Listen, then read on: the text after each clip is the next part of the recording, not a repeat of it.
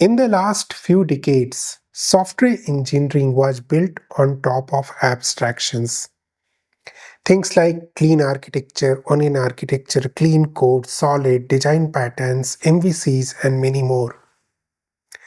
So much so that millions of software developers around the world can't even call themselves a software developer until and unless they know these things. They can't even imagine clearing an interview without knowing these things. And these abstractions were codified in pretty much all the organizations in the form of coding conventions or practices where your PR will be rejected not because of the functionality you implemented, but because of the absence of these abstractions.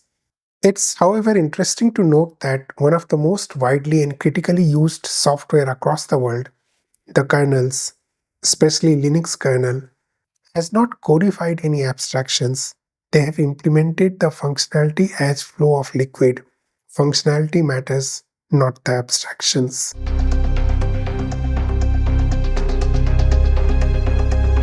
Now, one of the primary reasons for all these abstractions is human limitations. People behind these abstractions says that humans are not capable of understanding functionality if they are written as flow of liquid.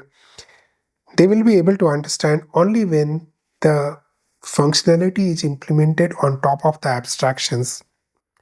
Mind you, these abstractions has nothing to do with the functionality you are implementing.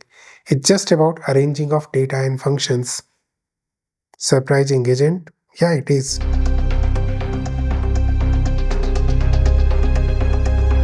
Now, I have had my own love-hate relationship with these abstractions. I used to love them because the way they are presented, the way they are promoted, and the way they are propagated by the well-known names of the industry. Big respect to all of them as a programmer. And if you look into these things, it looks just like wow, amazing, awesome. This is the way software has to be built. This is how our product should be built, our software stack should be built. This is the way things should be done.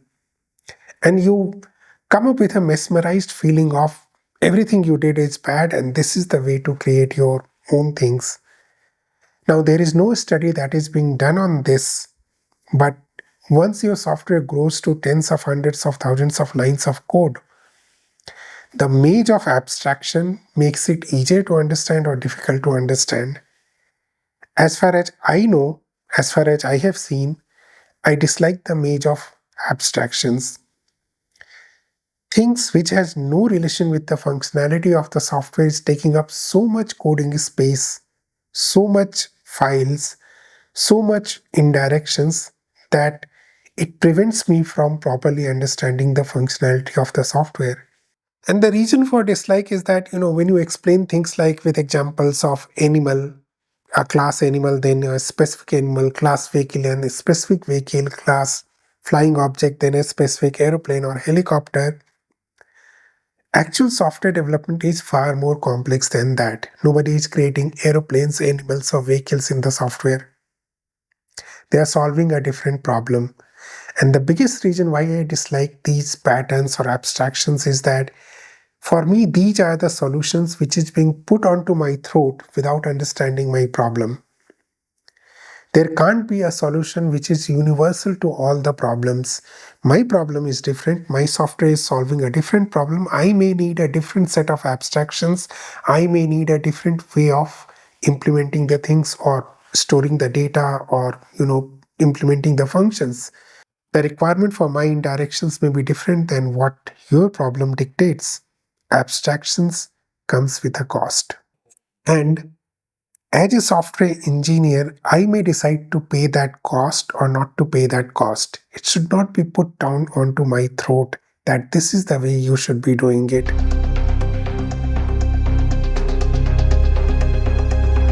Just think about it. In science and engineering, if something becomes so sacrosanct that you can't even touch it, question it, then the progress stops, tyranny starts. Engineering doesn't mean following a set practice. Engineering means continuously looking for a better way of doing things. And that's what software engineering is supposed to be all about. always looking for new, better, improved way of doing things, an improved way of solving a problem. Engineering doesn't mean always coming up with a generic solution which everybody will use. I think there is some misunderstanding over here. Think about vibe coding. Everybody knows what a vibe coding is. It's a way where specialized skill of coding is now kind of being converted into a commodity. Not gonna go into pros and cons of it, utility or risks of using it. But there is one thing which I have observed and experienced happened with vibe coding is that you are no longer bounded by the abstractions that has evolved in last few decades in software engineering. You can very well go ahead and focus onto your problem and solve your problem maybe as the flow of liquid, or you may use some abstractions. Of course, the AI was trained on set of code which uses lots of abstractions, but it's no longer mandatory for all of us. And it's possible to create more than one version to see how it behaves. If you are a software developer, you know you can use vibe coding, but you can instruct your AI agents or AI tools to implement things in a different ways. And you can choose the best possible way, which not only solves your problem, but at the same time helps you to understand the code in a better way. Whether flow of liquid is a better way or having a maze of abstractions in your system is a better way. The idea of engineering means questioning things, but for some weird reasons, we stopped asking rational questions. Let me take an example of solid principles. Let's talk about single responsibility. What is this? I, as an individual, I handle multiple responsibilities, right? My class can do so, right? I don't need to create different classes just to increase the code size, duplicate functionality, and somebody may need to scroll through 10 or 20 classes to understand what the hell it is. And also this is again about human limitation. Who decides my limitation? The limitations of me as an engineer or my team or my organization as an engineering organization. I should be able to decide on to that. But we didn't ask these questions. Think about open close. What is the meaning of close? How can code be closed? Closed for modification, open for extension. Doesn't make sense, does it? All codes are supposed to be changed with the time. Codes are not something that is carved in stone.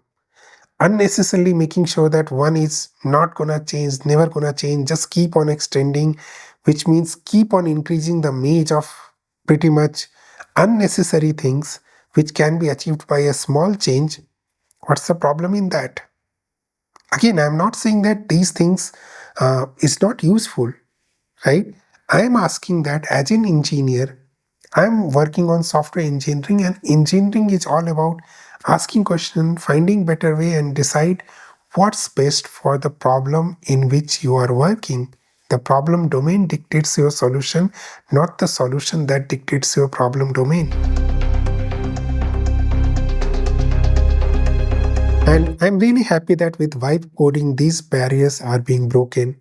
I recently did a couple of things with vibe coding in a different way, and as a result, I am openly saying it. I wasn't saying it all along because, when I was working, my PR would have been rejected. And if I say something like this, people will be offended. And I played along. I'm sure many of you also did. Many of you might also have had this question, right? Why we are not questioning these abstractions? But you played along. I played along. But I'm happy that now is the time where we can say that yes, software engineering has moved to a totally new direction. The existing benchmark or way of doing things are no longer sacrosanct. We can change, we can improve, and we can come up with the better ways of doing things. And engineering is all about focusing on your problem and solving that, not to come up with a generic medicine for everything. And that's the reason I said that vibe coding has killed the software abstractions and for the good. Not only that, let me tell you one very interesting thing. The whole concept of unit testing has now completely changed with vibe coding. I'm going to come up with a video and demo of how you may no longer need mocks, fix, and other things for doing unit testing. And I'm happy that with these AI tools, we are able to move beyond the bottleneck of software engineering that was created. And that's the biggest advantage I believe we have with AI, breaking the barriers of engineering, breaking the so called glass ceiling of engineering. Engineering is not a full stop, engineering is a comma, continues. Again, not saying that, implementing something as a liquid flow is a universal solution, as you might have guessed from this video itself, that a problem solving in engineering is not about creating a universal solution, right? But what I'm trying to tell you is that there are alternate ways, there are different problem domains where these abstractions may not hold good. And you have to work on your own engineering skills to come up with a better solution. Try it out and thank me later. I do hope and believe that this was useful to all of you. Thank you all. Thanks for watching. Do share with me your feedback of doing things in a different way. Thank you and have a nice time ahead.